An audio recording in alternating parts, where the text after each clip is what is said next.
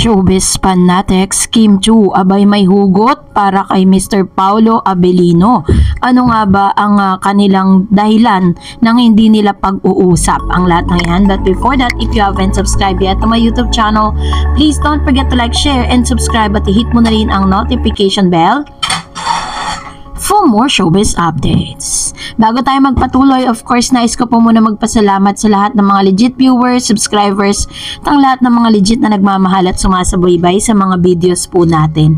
And for today's video, isa rin sa mga trending at pinag-uusapan ngayon ang pagre-refollow ni Miss Michelle D sa isang abogadong Cebuano, no? So, Michelle D nininega ang pagre-follow sa abogadong Cebuano. Nakakatawa ang netizen, inis kina Michelle D at attorney Oliver Moeller dahil pareho raw papansin at clout chaser. Pero ang mga naiinis sa dalawa ang nauna, ang pagkakapansin sa pinapalo na ulit ni Michelle si Oliver at bakang kasunod nito mag-date ulit sila at this time hindi na dahil sa It's Showtime kundi dahil gusto nilang magkita uli at makapag-usap.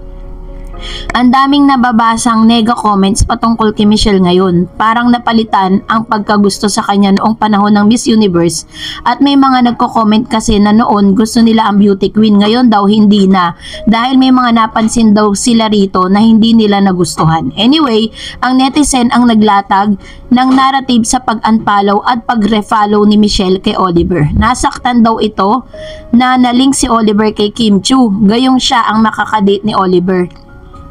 Saka kina Kim at Oliver daw ang mas pinag-usapan after ng It's Showtime sa halip na silang dalawa. Yun yung sinasabi ng ilang mga fan.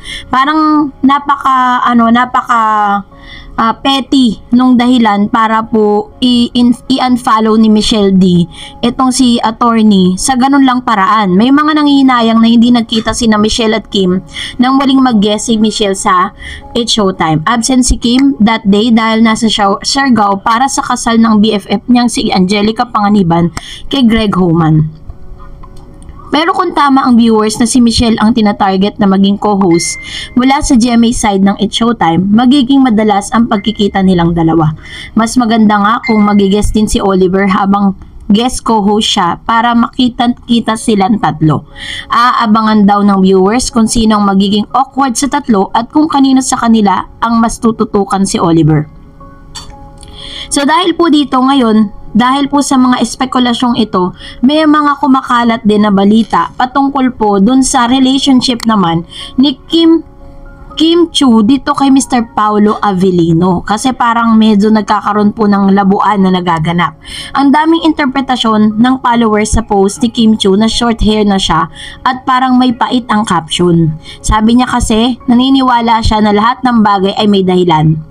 Dagdag pa niya, nagbabago ang mga tao para matuto, nagkakamali para ma-appreciate sila kapag tama sila. Naniniwala sa kasinungalingan kaya sa huli natuto kang magtiwala sa sarili mo. Ganun kaya talagang parang naapektuhan ng loyal fans niya. Ang buong post niya, I believe that everything's happened for a reason. People change so that you can learn to let go. Things go wrong so that you appreciate them when they right. You believe lies so you eventually learn to trust no one but yourself, and sometimes good things fall apart so better things can fall together. Another year, another reason to make things right and just enjoy life itself. Hashtag feeling grateful, hashtag feeling blessed, hashtag badass, hashtag 34. Kinukunik ito ng iba sa kanila ni Paolo Abilino. Ayon sa mga katsikahan, di umano'y hindi na sila masyadong close ni Paolo. Hindi katulad noong nag-uumpisa pa lang sila sa taping ng What's Wrong with Secretary Kim. Kung before raw ay super sweet sila, lately raw ay hindi na gaanong nag-uusap ang dalawa. Na-i-connect din nila ito sa kasal ni Angelica Panganiban kung saan kumanta talaga si Kim ng Ikaw na ba si Mr. Right. Payo nila na makakahanap din si Kim ng Ikaw na ba si Mr. Right. So ilan lamang yan sa mga usap-usapan patungkol sa issue po ng Kim Pao. And meron po mga photos and videos na naglalabasan na tila bagang kasama ngayon ni Paolo Abilino ay si Miss Ivana Alawi. Si Ivana Alawi po at saka si Paolo Abilino meron po silang moving ginagawa. Nagtrending din ang isang act na ginawa ni Paolo kung saan siya po ay naging isang operator ng elevator. At ginagawa po nila yon for marketing strategy to promote their movie. Kaya po nakikita nating madalas na magkasama itong si Ivana at saka si Paolo dahil may movie po sila na pinagsasamahan. Sometimes yung mga ganitong labuan, yung ganitong parang may mga eme-eme yung mga artista na nagkakaroon ng misunderstanding, nagkakaroon ng labuan, kasi nga po part pa rin po yan ng marketing strategy. Kailangan kasi paigtingin yung love team ng kasalukuyang love team nung lalaki or nung babae. Kailangan gagawan sila ng issue para pag-usapan.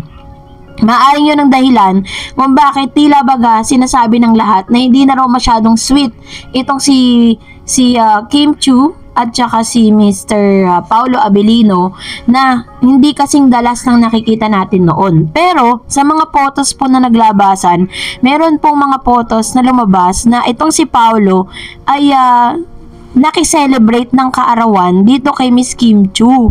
No, lumabas po yun. At the same time, nagkakasama pa rin naman sila doon po sa kanilang taping ng What's Wrong with Secretary Kim. Yun po ay napapanood, 'di ba, sa isang pay-per-view, no, na kailangan mo magbayad or magparehistro or magpa-register for you to watch that particular teleserye na napapanood natin sa Kim Pao. Pero alam niyo po ba na may mga kapamilya ay nagpakitang gilas din sa bagong station po nila. Sabi, ito ang chant ng ilang ABS-CBN stars na tampok sa pinakabagong station ID ng Kapamilya Channel na nakukuha na ng mahigit 500 views sa Facebook. Sa video, taos puso ang pag-awit ng FPJ. Meron po kasi silang ilalabas na panibagong Kapamilya Channel station ID. Pang ano yun alam ko pang summer po yun, ba? At makikita natin ang ilan sa mga actors and actresses po ng ABS-CBN. At may balita din na mas maiigtingin pa at mas lalawak pa yung stasyon na pwede nating mapanood ang It's Showtime, dahil maging ang ALTV ay nagkakaroon na po ng pag-uusap ang ABS-CBN at ALTV dahil ilan sa mga programa po ng ABS-CBN ay mapapanood na rin sa ALTV. Hindi ko lang alam kung magpo-pull out po sila sa iba, ipo-pull out nila yung ibang programa nila at ilalagay nila sa ALTV, or magpo-put up sila ng bagong content, kasi ang ABS-CBN po ngayon ay tinatawag na content creators. Kung dati po sila ay nag-cater sila ng mga programa, ngayon content creators po ang tawag sa kanila, kung saan naglalagay sila ng mga programa sa different platforms at different networks. So abangan natin, no, kung baka po mapanood na natin doon yung ilan sa mga teleserye ng Kim Pao.